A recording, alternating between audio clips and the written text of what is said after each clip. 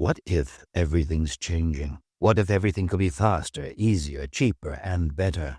What if you can be more effective with less effort? What if the answer is right in front of you? What if the answer is within this ad?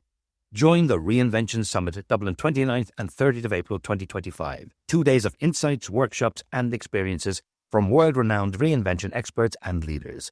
This is Davos for doers, so do join us, because this changes everything. You're very welcome to the iconic office, the Greenway on Dublin St. Stephen's Green, and I am joined on the Innovation Show by a very good friend and a collaborator and the author of his brand new book, Digital Business Strategy, How to Design, Build and Future-Proof a Business in the Digital Age. Garvan Callan, welcome to the show. Thank you, Aidan. Great to see you. Great to have you, man. So Garvan and I, for full transparency, collaborate. We work in workshops with many companies from all over the world. It's always a pleasure. But he has just launched this little baby in the Business Book Awards as well in the UK. Yeah, finalist in the Business Book. Right. So looking forward to that. Who knows? Yeah. You never know. Yeah. Let's get straight into it. We met years ago when I was working as head of digital for a media company. Right. And I was thinking of the origins of that. And it was digital transformation, but nobody knew what it was, including me, by the way. And I remember once being asked to wire a projector. And I was like, I think that's more IT, but is it my job? I'm not sure. Yeah. And as I said to you, were like, that was the same for you. And you were a senior executive at a bank. Yeah. So it's changing for us all the time, all of us, all the time. And I think it's one of the things that's constantly getting redefined with the pace of technology change and innovation. And I'm sure we'll unpack that loads. But like you, I used to get calls as if I was the help desk. Yeah. My phone's not working, or I need a new SIM card. Can you guys sort that out? So yeah, that's how it goes. But like that, I think lots of people continuously try to unpack and define what digital, it's a really broad thing, what digital means for them, their organization, their context, their market, their customers, their clients, their partners, and so on. And that's actually a really important departure point, is getting that definition. The book is packed full of multiple frameworks for many different people, and the configuration of your organization really dictates what you need, because it depends on your maturity, it depends on if you're an incumbent, it depends if you're a startup. Maybe we'll say a word on that, because digital does depend on you as an organization. Yeah. Well, one of the things that I find, Aidan, when I'm working with clients or working on a board or when I'm teaching, is starting with the definitions and starting with kind of just context setting and joining some dots. And in the book, we talk a little bit about this. What is digitization versus digitalization versus digital transformation? And there's a fourth one, a digital business. And they're all slightly different. So if I unpack them, digitization is when I take a small thing or a small moment and virtualize it. Let's say I want to make a trade, an investment trade, and I apply online, there's an application form online, and I submit my short amount of details and I send it in.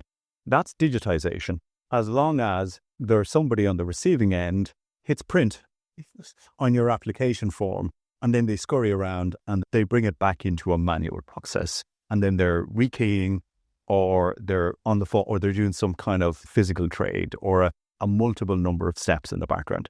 Digitalization is where I might make that same application to make a trade, but actually there's a digital mechanism, there's a digital framework, and ultimately it goes in as code and it's executed as code, end to end. So digitalizing something is different than digitizing something. And often where organizations start around this, they start digitizing. So they start digitizing that application form, or they digitize a touch point, or they digitize a moment in a process. When the process is digital end to end, then it's digitalization.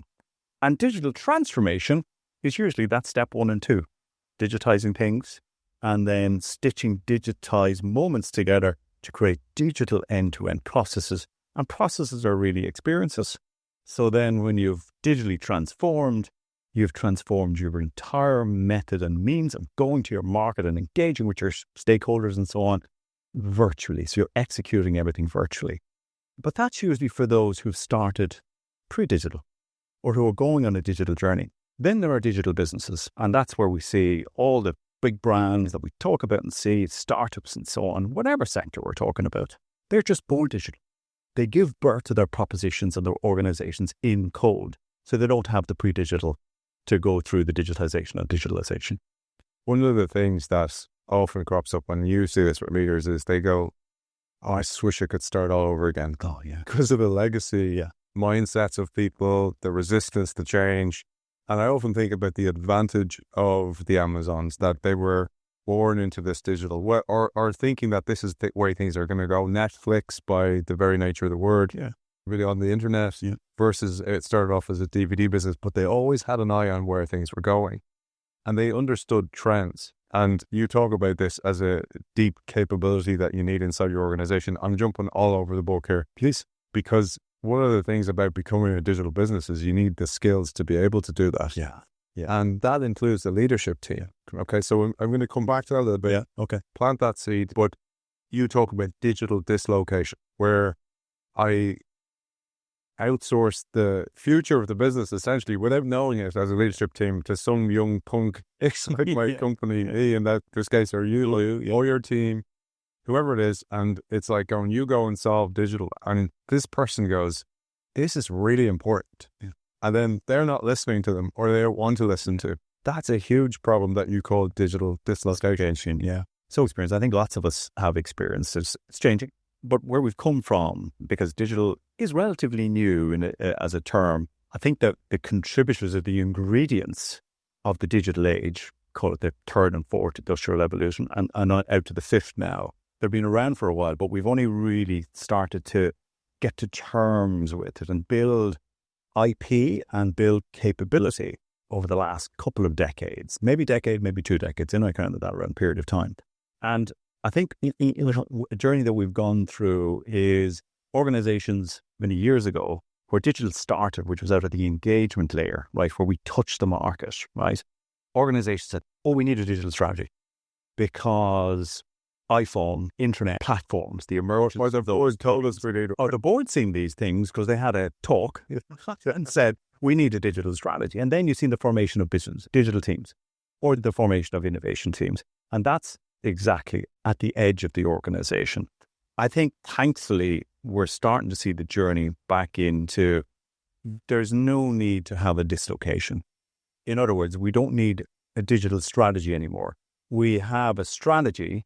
We need to evolve, calibrate, accelerate our strategic thinking, our strategic planning, and our strategic execution. And we now need to put digital at work in order to execute on strategy in the digital age. Because we've passed the point of the myths and the book. We are in the digital age, in the digital era, where most things are virtualized, not everything, but most things have the opportunity to be virtualized even to support our physical experiences. And therefore, what you've seen is the dislocated digital team, a lot of time have transversed into the organization to become strategists or at least strategy executioners in the organization, because it's about putting technology to work to create value, unearth or extract value that's already latent within a business, or to create that new value. And I think that's important. There are 3 different things. And the fourth one I would say is also protecting value. Because there's such a competitive world out there now. We've got these startups, we've got these new players. So protecting value, unlocking value or unearthing value, as well as creating new value. There's kind of those spheres. Some of the myths, so we've talked about some of the problems or some of the challenges. There's not so much a myth, but a belief that perhaps I need to have a digital product to be a digital business, or I need to be a platform business or something like that. But you debunk that and you give some great examples, IKEA, Audi, for example. Maybe you'll share that with our audience. Yeah, of course. The most physical products there are, furniture, cars. I love the Audi experience. Most car manufacturers are going that way now. We talk about, and if you go into some of the marquee Audi stores in some of the most prestigious locations around the world, you go into a car showroom that doesn't have any cars. And this is really important. You don't therefore go in to speak to a car salesperson, man or woman, because they're not there to show you the car that's in the showroom and convince you that this is the car for you. It's an inverse experience, really subtle. And these organizations, the Audis, are saying, let's welcome the customer into our premises and let's have a conversation with them about them. This is the essence of customer centricity. And really, we talk about digital. digital equals customer centricity. So when you go to an Audi showroom, they bring you in, they say, hey, Aidan, tell me a bit about yourself. And we always we like to talk about ourselves a little bit once we're disarmed accordingly, and they prepare themselves very well to do that. And Aidan might say, well, look, I've got my own business, I run a show, great family, got some dogs who like to get out and get the fresh air. And you start telling a story. And all of a sudden in the Audi showroom, on digital banks and screens with digital consoles, they start pulling up and presenting really subtly behind you what the Audi A6 estate with the leather interior, with the pet kit, because you've just told the person what level you're working at, etc., right? And all of a sudden you look behind you and you get a simple question like, what's your favourite colour, Aidan? And Aidan says, I like black. And it's black. And do you like, what colour interior do you like? Well, I was thinking red. Whatever it is, right? I know, you know how it is. And all of a sudden, the car that you had in your mind that meets your lifestyle, your aspiration, but that emotionally connects with you starts to appear. That's not the car that they have down the back and so on and so forth. With skilled dexterity and with a focus on you as a person, as an individual, who you are, what makes you tick, they start to create the product of you. And that for me is the defining things, the starting point of being a digital business and embarking upon building a digital strategy. A key is the same. There's loads of examples. Walt Disney, I'd love to talk more about those as well. But it's that idea of starting with customer centricity and building your vision around you and then working back the product towards you. When you leave the Audi showroom, they say to you, would you like to have a little run around at the weekend of that car? That one? That one, we'll pop it up to the house. We'll get you there. Conversion rates, sales ratios, conversion rates through the roof. Extraordinary experiences. The power of you and building around you is the starting point, the essence of digital strategy. There's a Greek myth about this guy. He was called Procrustes, right? And Procrustes tortured people. He'd invite visitors to sleep in the bed for the night. And he had this famous bed, and the bed was a certain size. And if you were too tall, he'd chop off your limbs. If you were too short, he'd stretch you. And I always think about it from what happened and still happens, unfortunately, in the digital world, where people have, it's almost like digitization, where they cram in their existing product into a digital world or stretch it to try and work for them without actually introducing a whole set of capabilities, or, as you said, dislocating the digital team away in Sector 7G away from the company. And there's no way for them to upskill or share information. It's one of the reasons I got into the education part of this, because it's so important to educate a team and help them realize. Because if you tell somebody what to do, they'll resist you. But if they go, I really get this now. And I remember writing an article about this years ago. I called it The Death of the Salesman or Saleswoman. And the whole idea was that a digital world changes how you sell. So to your point about the Audi salesperson, they have to present that in a totally different way. They have to read cues in this, not the way they used to. Because one of the things we all hated was being sold to. Yeah. And you talked about this in one of the workshops we ran, where you said that once we set the bar to a certain level, that's the new bar. Yeah. It's almost like the Netflix effect. It's an indigenous player trying to fight against Netflix, and you gotta go, not anymore. Yeah. This is the bar. Or Amazon with next day delivery, and some poor incumbents kind of going, now we have to deliver in the next day. That's the new bar. And that's what digital does. And if you liken that showroom experience to the digitization of the car buying experience, when they created that, that's 12 more years old now, that experience. So it's been around for a little while. That created what I term as the E+1. Right? So that's the new experience, the +1 experience. But we all know what happens once we get over the hump of having the E+1 experience, it becomes the norm. Yeah. So one of the things that's driving commerce, that's driving business, that's actually driving the pace of change, and we all feel this tumultuous pace of change in the world around us. It's this, there's a supply and demand aspect to this, because the more we E+1, by using digital to create a better, emotionally connected experience, the more we do that, the more that becomes the norm. And the more that becomes the norm, the more we have to do it for it to set new norms. And it creates the flywheel. So Audi, for instance, go a step further. So you purchase your car. So you see the car, envisage the car. You can track when the car is coming to you. You can track when it's getting back. You bring the car in for service. The dreaded moment when we all had the car service in, you leave it in at 9 a.m. Mine's in today, for instance. And I'm saying, I dread the pickup in the evening and the big bill. Because I left it in for an oil change. And there's about 15 things, lights, belts, whatever goes on, right? And Audi then recognized that an E+1 for them wasn't about making the initial experience better. They did that, but they need to go down the chain, purchase chain, and actually down into the service chain, right? To win the right to purchase again. And they started to digitalize that end-to-end experience. So when you leave your car in, they will call you at 11 o'clock. And they'll tell you they're going to call you at 11 o'clock. The mechanic's going to call you at 11 o'clock. Be by your phone. You get a call on your mobile at 11 o'clock. You get a FaceTime. So the mechanic's there and he's walking around the car and he's FaceTiming you through and he said, "No, I know you wanted to get the oil filter. I want to show you what we think we need to change, but we're not going to change it till we show it to you." And anyway, they walk you 10 minutes, walk around the car. You need to look at this. There's a belt here, etc. And then when you finish the call, because you say to the mechanic, "Which is that going to cost us?" And they say it was going to be this, that, and the other. If you're relieved, you're thinking, Audi are here to look out for me. So they brought the car and not just the showroom, but they've brought the mechanic's room back into me wherever I am. They've given me relief that these are the things I need to do.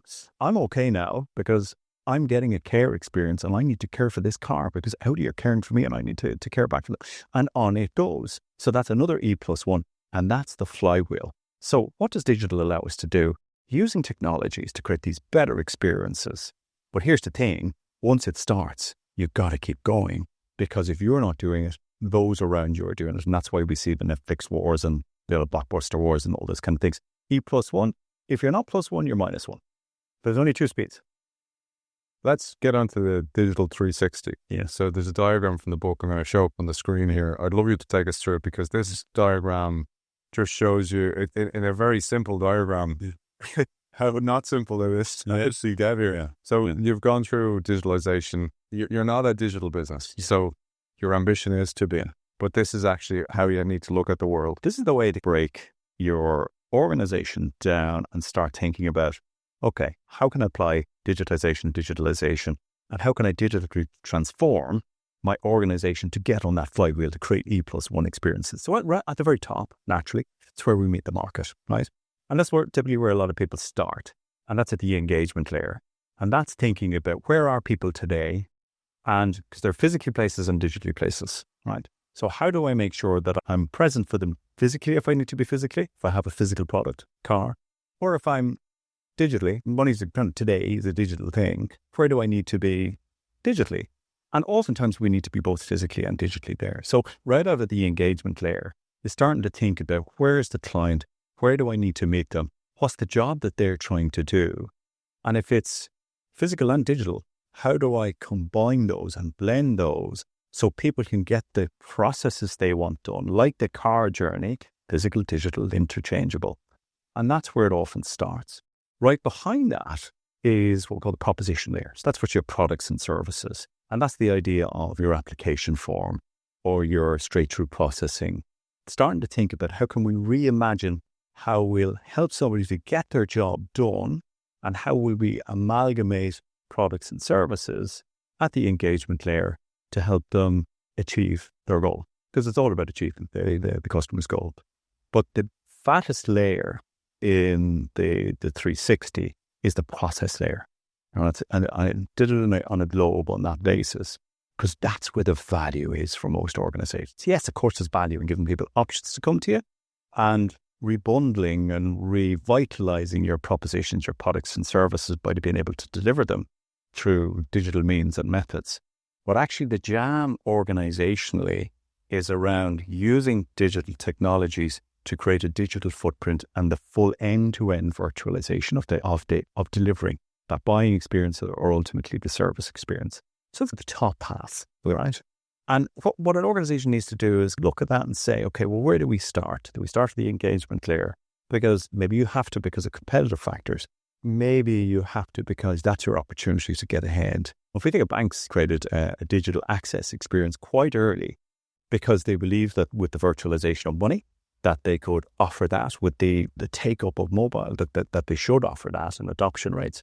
But actually, what it was a significant driver of that motivation was right down at the process layer. Because we all had to troop into branches, or we had to get onto the contact center and wait to talk to somebody in order to transact our money. So this is where the double whammy comes in. You can potentially increase and put your product and service at the client's or the customer's fingertips through digital. Doesn't mean you're going to stop them coming into a branch, right? They can still do that as well. You can do both. But actually, by the shift to virtual service, you can create incredible efficiencies at that process there. Now, you can't do that unless you enable your organization with the humanware, the people, and you create the workplace that's a digital workplace, because you can't either build or deliver that and serve it unless you have that, unless you work through the human factor. And of course, human needs to be able to leverage digital and data and all the technologies and the operations to be able to virtualize the processes, the products and the propositions of the engagement layer. And the last one we have around it is the marketplace, because organizations are shifting now to saying, okay, how can we integrate our products and services into other people's domains and products and services? And the platform era has driven a lot of that. So the sixth one in the wraparound is, how can we think about plugging in our engagement, our proposition, enabling our processes or our people or our technology through integrating with third-party services? And that's the idea of platformization. Most people have a view that platforms are all about the social platforms. They are, of course, but it's one definition of platforms. Again, we cover a little bit of that in the book. But very simply, there's platforms out the front, which are ways that you can think about creating a platform for buyers and sellers. So lots of the trading platforms are like that. Or placing ourselves into platforms such as social, so we can be there in the conversation where it's happening. But platforms more and more have actually become more important down here, because lots of organizations, old and new, don't have time to build the technology anymore, right? They want to use the technology to be on the E+1 wave, and that's getting faster and faster. So smart organizations, Microsoft, the Salesforces and so on and so forth, are down here at the bottom creating platforms to enable organizations to go faster at the top layer. And on that piece, right, so the last piece about the platforms, so a bank, hundreds of years old, these organizations, and in the 70s, perhaps, they started to build IT infrastructures. So big, massive rooms, servers, etc. And there's a huge technical debt of that, where the organization doesn't want to let go of that investment. So you've sunk cost fallacy. You have the CFO kind of going, but we've spent so much on it. And then you have the digital team, hopefully not dislocated, or the new CTO that's been hired, or the old CTO who realizes this is no longer fit for purpose. And they go, we got to get rid of all this. But then you have all these risks. And I see this all the time. And I feel so sorry, particularly for people working as CTOs. And they're trying to build the new and manage the old, including the skill sets needed to manage the old. And there's huge, not only technical debt, but there's a psychological debt behind that. Absolutely. Well, there's a connection, there's a connectivity, right? And there's the cannibalistic debt. Many CTOs are trying to unbundle, unpack, dedupe, retire old to build the new. But one of the things that's really interesting, and again, we covered in the book, we talk about the one-to-many effect, or the spin-out syndrome, right? But we take banking, but I see it in technology organizations, I see it in retail organizations, I see it in media organizations, I see it everywhere in all the sectors I work across. And here's the thing, we were doing business pre-digital for a long period of time in physical ways.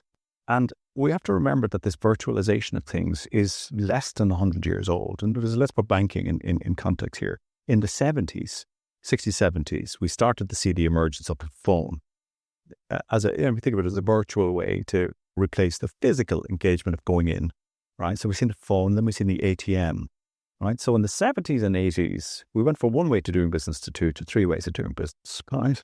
But then very quickly that followed with online, and then it followed with the mobile, and then that followed with social, and now we have to do it on Alexa. Now those changes, right, 70s, 80s, 90s, noughties, in 40 years, we exploded from one ways to 2 to 3 to 4 to many ways. And here's the thing, because of the E+1 factor, you can't not do what you already did. You've got to explode. And so that's just ways of contact, the engagement layer at the very end. If you think about all the products and services, moving to propositions, then if we think about all the technology that's required, all the data that needs to be managed, and then if you think about the capabilities you need to have, all the skills you need to have in the organization, and then there's a constant push to be more efficient. So we're trying to do this process layer all at the same time. And we've gone to 1 to 2 to many. So the spin-out syndrome is actually exponentialism in an organizational sense. For a long time, one way to do business, now many ways to do business. And to do all those new ways to do business, you need to rethink your proposition. You need to rethink your people and your capability and your culture. You need to rethink your technology. So it's not just the CTO. They're in the center, absolutely. It's your CPO, it's your CEO, it's your CMO, it's your CCO, your commercial. I could go on. It's everybody needs to rethink in very short periods of time now. How can we get on this curve, go E+1 so we're not E-1? And actually, it's about undoing cultures. It's about undoing propositions. It's about undoing the hierarchical kind of thoughts and mindsets, as well as all that technology. So I think it's more, it's not just, it's more. Peter Drucker famously said, if you want to do something new, you have to stop doing something old. And that piece, the endowment effect, the old stuff you've built, just like with technology. I was thinking about this, that, for example, you mentioned Netflix. So Netflix and Blockbuster, the story goes that Netflix tried to sell to Blockbuster, they got laughed out of the room. But John Antioco, who was the CEO of Netflix, had actually got a better product than Netflix on the go. Yeah. We wanted to apportion millions to it, was made go to market, and basically he got ousted by Carl Icahn, the investor who came in. But one of the things he wanted to get rid of was late fees. And this is often lost in the story of the Netflix Blockbuster story. Well, Blockbuster wanted to get rid of late fees. But because of that, he was met with huge resistance by his colleagues. Yeah. Particularly because they were making money off late fees. I say that to say, you see this a lot, not only in banking, but many organizations have built up an old product that still throws off a profit, but it's actually getting in the way of them building in the future. How do you deal with that? Yeah, well, so I totally agree. In the book and in my philosophy, and just from my experience, that you might have been around this for a long time, the first departure point is the customer centricity that I talked about. That just 180.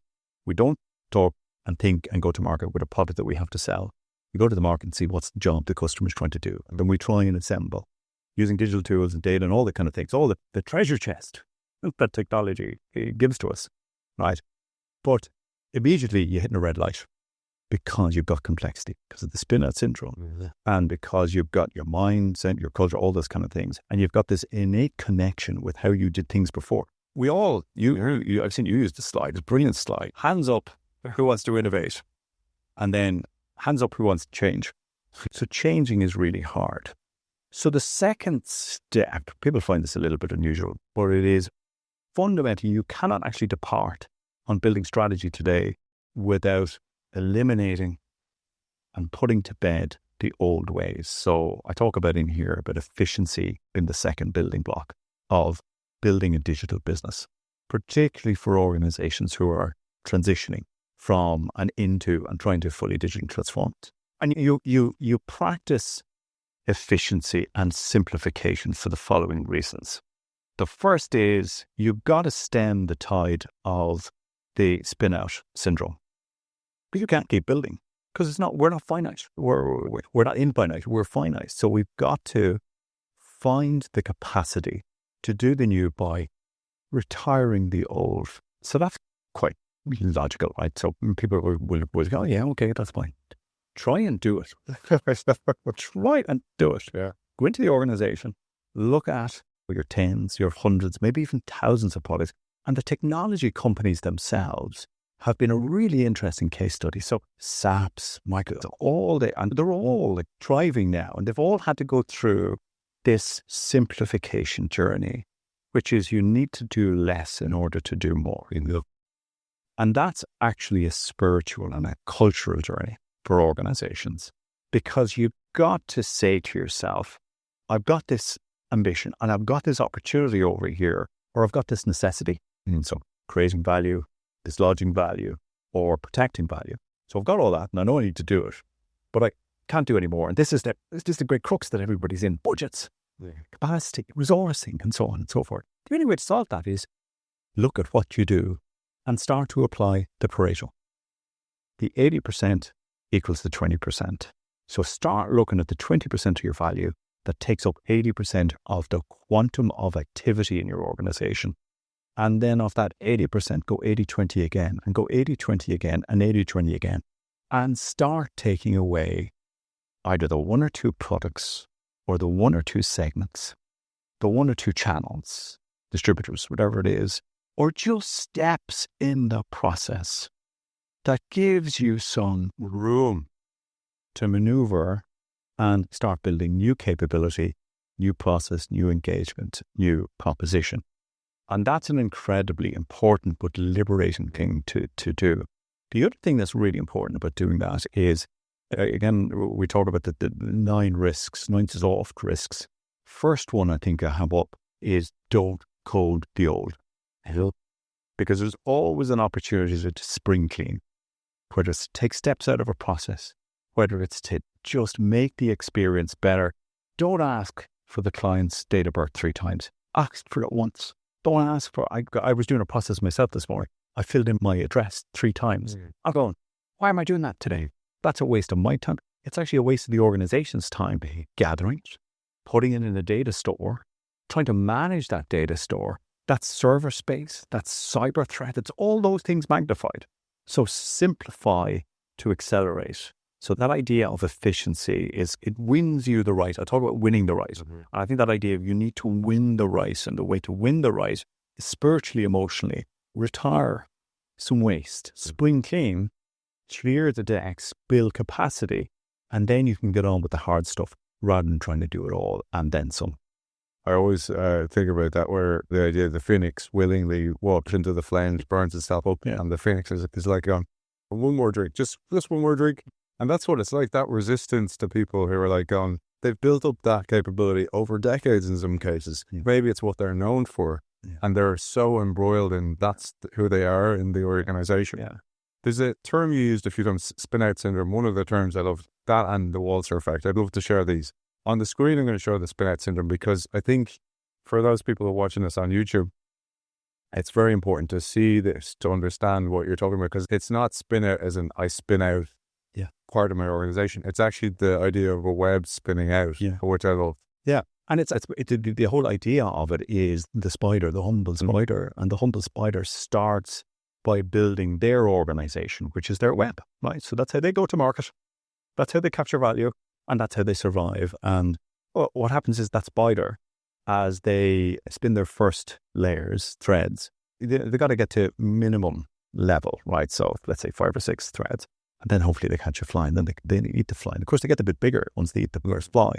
And this is what creates the flywheel and the spinners. And so over time, they need to build a bigger and bigger web. The web becomes more delicate because of the nature of it's less firmer, it's a broader around, they're getting bigger, all those kind of things. Therefore, they have to catch more and so on. So it's very similar to the external E+1. It's the E+1 on the inside, the effort +1 to build out all of this. But as I say, it's not just around channels. And it's the point I just said a few seconds ago. It's about down here in the data. So the more you try and do things, the more data you have to try and capture. And the more you try and do things, the more technology you have to try and capture. Now, this is what everybody I see is dealing with, even startups. Yeah. So even startups, like 1 year in, 2 years in, like they're already building legacy. Yeah. Because technology around them, customer expectations around them, you see it all the time.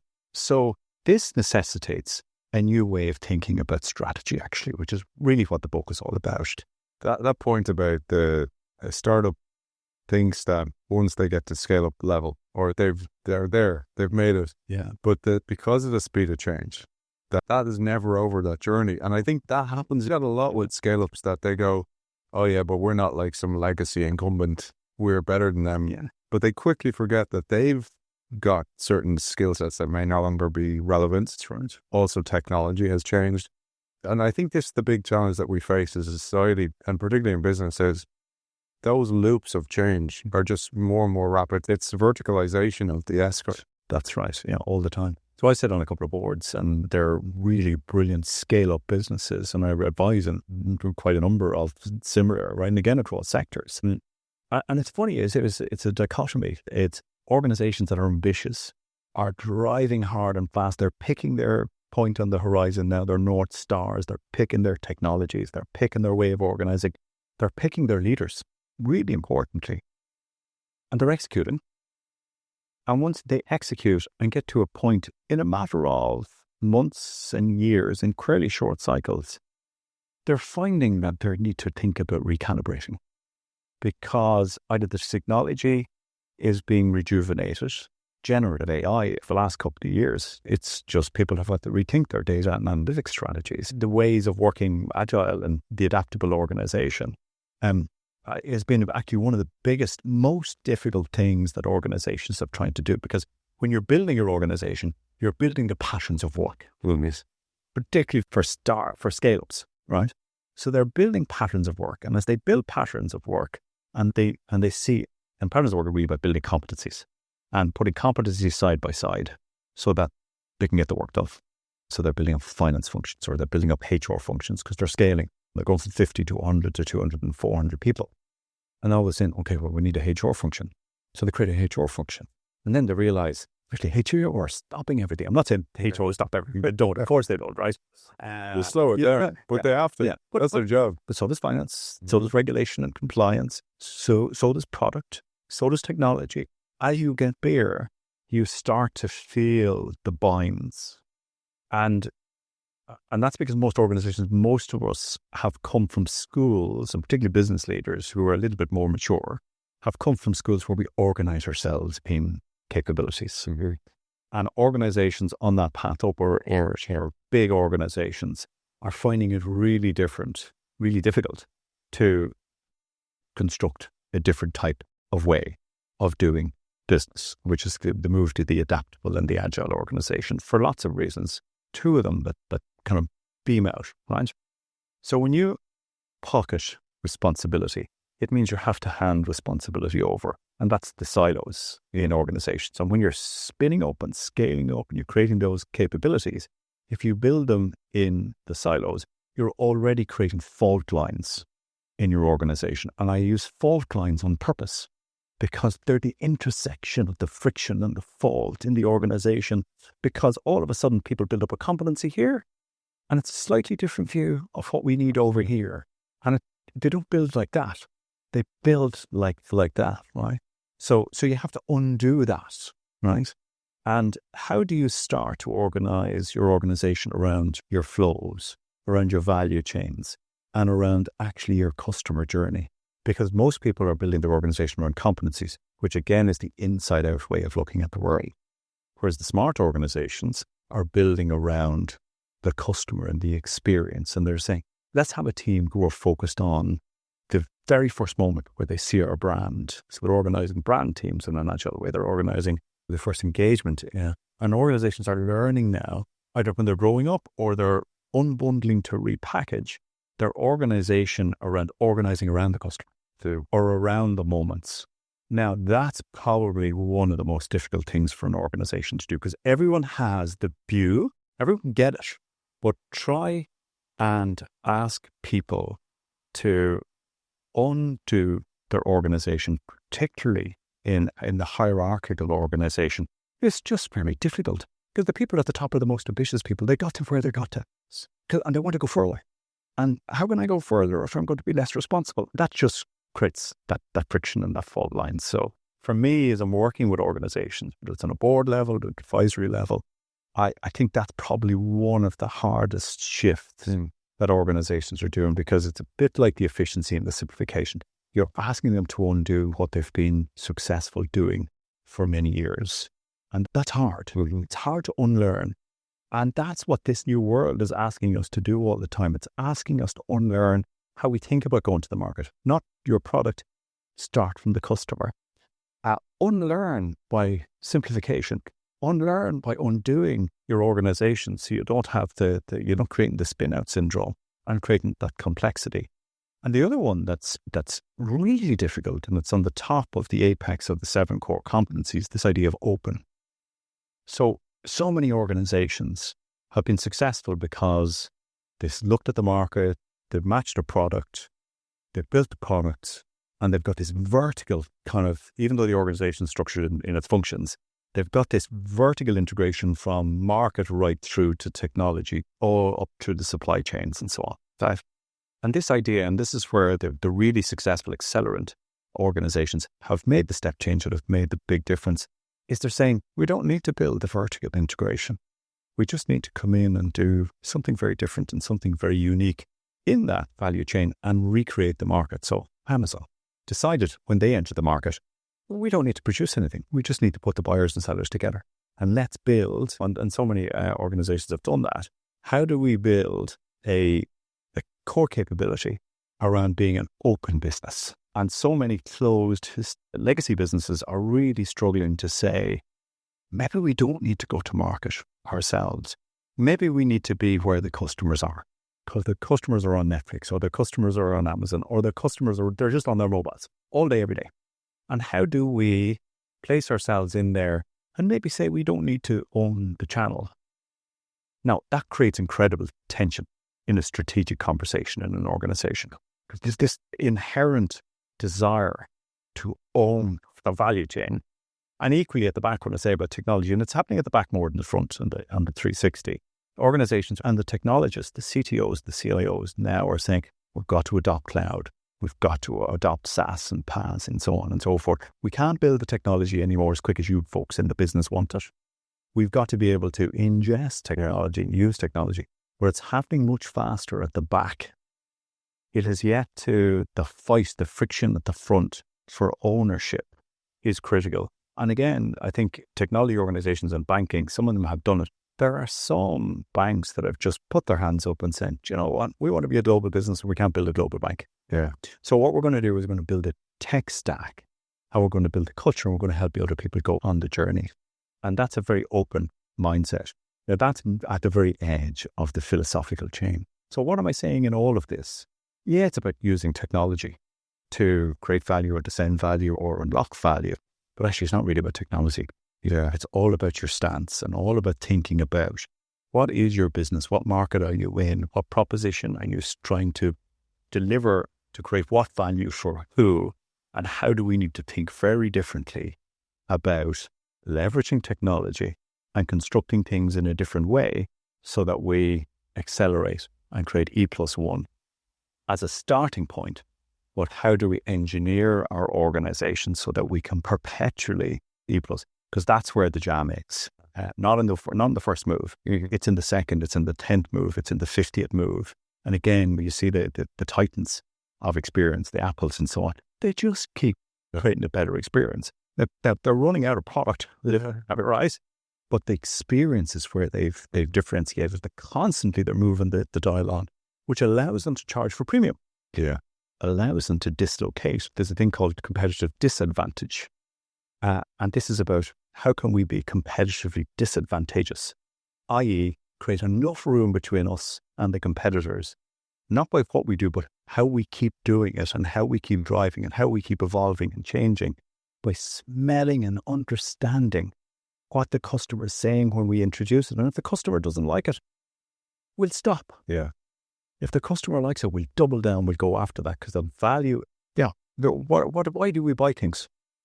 Because it solves jobs. So if we can find the best way to solve the job, but do it perpetually and recalibrate, that I believe buys us the not just the opportunity, but this competitive disadvantage. I want to come back to a couple of things. There was a lot in there around touching on culture. So you think about that idea of a liquid or fluid organization, a shape-shifting organization versus the old hierarchy. Yeah. And banks in particular, because they're so old as an institutional shape, very hierarchical, based on religion and war, that shape of the triangle. Now they're more, as you say, project-based. And that means if you have a legacy organization, and I go, okay, I need Mary from this team, John from that team, you can picture what happens. They're going, where are you going? Oh, I have to go. I have to go and do this for Garvan, I'm on secondment for 2. And it's like the way a consultancy would work and you're in-housed into an organization. Yeah. But that is met with massive resistance, right? So that's one thing I wanted to share. And then there was the other flip side of this where if you're using more and more cloud-based SaaS products and you're trying to configure a stack that's agile, with that comes risk. And if you think about I feel so sorry for my financial organizations in particular because of '08. There's this massive internal guilt and fear around risk. And then there's like cybersecurity coming at this end. And you've all these different challenges. Yeah. I think you're so right at OHS banking, but like most industries have been through some shape and form of crisis now, but very particularly cyber, if you've touched on it, and it's really holding people to a sense of fear. And I think so true in terms of risk. And most people historically, when they don't understand it, Aidan, when they come and look at digital ways of working, they think it's riskier. In many ways because they don't understand it.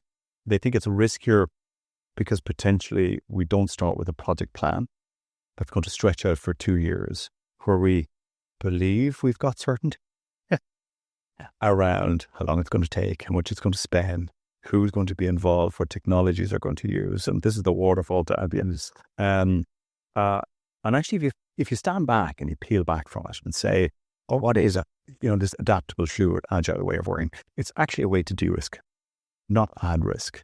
So what you do is you get the right people, you put them in a room, give them the right problem statement, and they start thinking about, in 2, 3, 4 week cycles, how do they take a really big problem and actually slice it and dice it down into the most important problem to start solving, expend a couple of weeks' effort.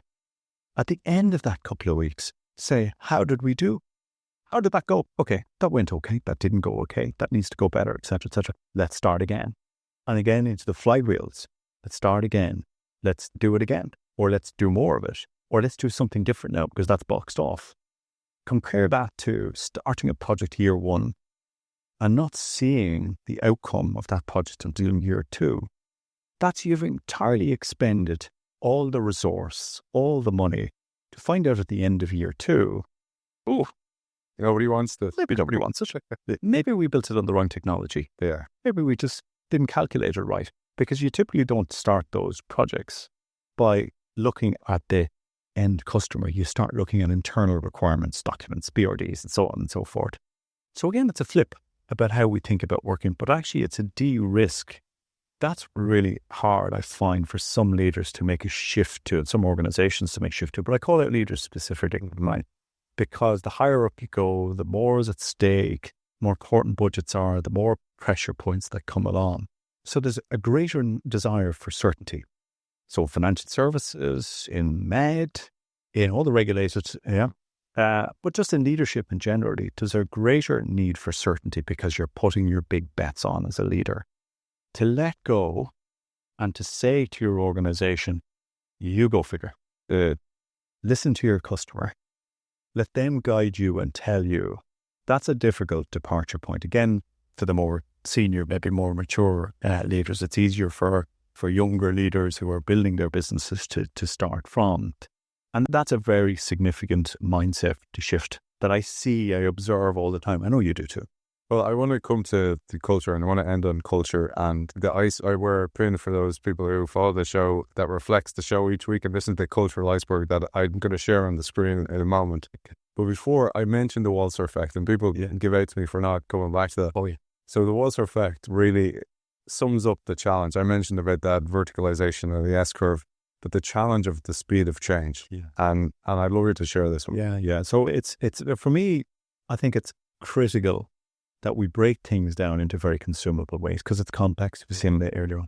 So for me, I always find that when I'm with a team or we're a room of students or whatever it is, that we break things down and understand them very simply. And I try to say to people, look, there's a couple of fundamental technologies that have created this digital age. So it was the internet's 40 years old. It went through multiple phases, by the way. And Garvan covers them in the book. So each of those. Yeah. So we go through different stages. So there's the internet.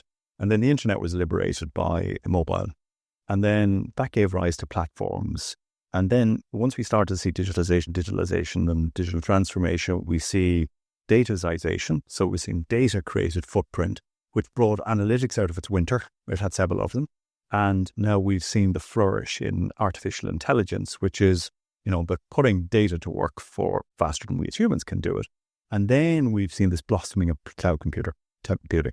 And they're called the impact. So internet, mobile, platforms, analytics, and cloud technology. Show them quickly on the screen here, please. So they've all come together. Now, this is the third, fourth industrial revolution, right? Computer science enabled these, so the blur effect from third to fourth. But it was similar in the second and the first industrial revolutions, and right back to our agrarian society and right back to hunting society. Here's the thing. It's never one technology. It's the amalgamation. It's the combination of technologies that creates the force on opportunity and the power of the change that we experience. So I put it like the Waltzer effect. So the Waltzer, if everybody has been on one, right? You can go and go in here, the fairgrounds, thanks, in Ireland and the UK where they were born. And it was originally just the carousel, the horse and the carousel that you have the kids on. And it's a one-dimensional experience. Very slow. It's very nice. And the clever engineers behind the Waltzer effect said, let's mix things up a little bit. Let's combine some forces, right? So they had a circular carousel, and then they put an undulating floor on it. That created a second effect, a second factor. Then they put rotating cars on an undulating floor on a rotating carousel. So that was the third force. And then they started to ramp up the speed. But the really important difference with the Waltzer effect is what they call the operator. So that's the girl or the guy who comes up and just at that perfect moment gets at the back of the car on the decline and gives the spinning car just that little whir that moves it into G-forces. So people on the Waltzer come off in pretty rough states, green and all kinds of things going on. Yeah. It's only a carousel moving at a couple of miles an hour. So what's the story? And the story is the same as the Wright brothers. When they made that step change on flight, and indeed Da Vinci and many others before that, they combined technology. So the Wright brothers, it was perfect timing. And aerodynamics was understood for many years. And they actually wrote to the Smithsonian Library and they gathered up all the artifacts and knowledge of aerodynamics right back to Da Vinci. And they studied that. But then they were able to put that together with fabric science and also able to put that together with light, steel and wood manufacturing techniques. But the big thing they got to do was they had the engine. Because what stopped everybody before that, so Rudolf Diesel was over there with the engine. Smithsonian Science Institute was over there with all. So point is, it's never one technology. It's the combination of multiple technologies in order to achieve something big and great. And in many ways, I think that's what's defining around leaders and organizations that are able to embrace and build digital businesses by thinking about their strategies through this lens. And you talked about culture, so it feels like we should maybe let's show the iceberg, because people won't be able to see my pen here. Yeah. So we'll show it up on the screen. So again, I wanted to dupe, I think it's our job to simplify the world. And Hall, Andrew T. Hall, I hope I have the right name, brought to life the idea of talking about the culture as an iceberg. And if I'm thinking about how I might explain this to a class or at home, culture is really the description of how we do things around here. And we can only see the things that we do around here. They're the habits that we have, the formats that we work in, and so on and so forth. So when we're describing culture, we have to remember that culture, well, as we think about it, is a description of what we see that we do. But Hall talked about the iceberg and said that's only really 10% of what's going on. The 90% sits below the waterline that you can't see. And that's crystallized by the values, the beliefs, the culture, the stuff, that psychological, those shifts that I talked about earlier on. This idea of continuous discontentment, for instance, and I'll touch on that in a second. It was the idea of leaders who are harnessing those pioneers, whether it's the Wrights or whether it's the Tim Cooks or the Jobs and whoever it is, right? That they're thinking differently. about their market, how to build in deconstructible strategies in order to gain that competitive disadvantage. And they're embracing and harnessing and setting out those stalls in their organizations. They're bestowing their beliefs. And that's why we talk about culture. And that's why we talk about purpose today. Purpose is purpose been around forever. But we talk about it now in the corporate boardroom, right? Everyone has a purpose now. We're all still trying to figure out what a purpose is as well. And we can go back to that. But it's this idea of leading with purpose, leading with intent, and organizing your organization around. So the culture Iceberg is about a new culture, a new philosophy, a new way of thinking about creating value, defending value, or unlocking value. But very importantly on the waterline, which is where I add to what Hall had, it's the structures and the customs of the organization. So it's about rewiring the organization in terms of its structures, where people sit, what work they do, and even the customs. And by customs, I mean, as a leader not coming down and telling the organization where to go. It's asking the organization, what does the customer want? That's a custom. That's very different than before. So when we have this belief that we need to build value around our markets, we have the structures that people are working in agile ways, and we have the custom of the leaders coming down and saying, tell us where we should go, folks. Then we see different behaviors, and then we see different skills being built, and then we see very different patterns of work emerge around us. So for me, culture is breaking it down into those three layers, starting at the bottom, setting out that belief system, organizing in new ways to tap new capability or build new capability, which is all technology enabled, but not only, and then going to work in different ways, pointing towards the value in the market and unlocking the value in the market rather than trying to unlock the value in your product. It's very difficult.